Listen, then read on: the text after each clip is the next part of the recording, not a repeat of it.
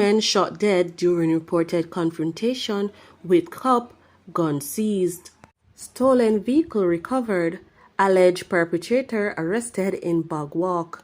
12-year-old boy dies in suspected river drowning in Westmoreland. Please remember to subscribe, like, share, comment, and don't forget to hit that notification bell so you can always be updated with the latest news. Now for the news in details. 2 men were fatally shot during a reported confrontation with the police at Kennedy Lane, Gardentown, St. Catherine on Saturday, July 16. The deceased have been identified as 30-year-old Cleon Rowe, unemployed of Kennedy Lane, Gardentown, St. Catherine, and 17-year-old Twain Cunningham, unemployed of Seaview Heights, Prairie St. Anne.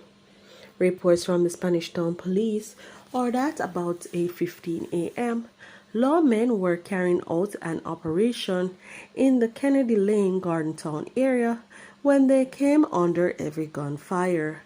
The lawmen took action and returned gunfire. The men were later discovered with gunshot wounds in a building at the above-mentioned address.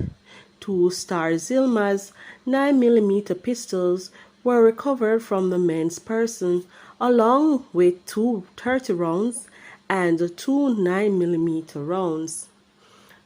The matter is being investigated by the Inspectorate and Professional Standards Oversight Bureau and the Independent Commission of Investigations.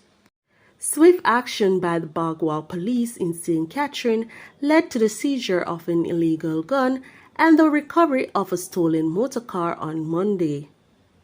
The police stated that about 12:15 p.m., they received information about a man driving a stolen Toyota Probox motorcar towards Bogwalk. A team of police later intercepted a vehicle fitting the description. During a search, the driver was reportedly found with an illegal handgun. He was arrested. The identity of the man is being withheld by the police pending further investigations.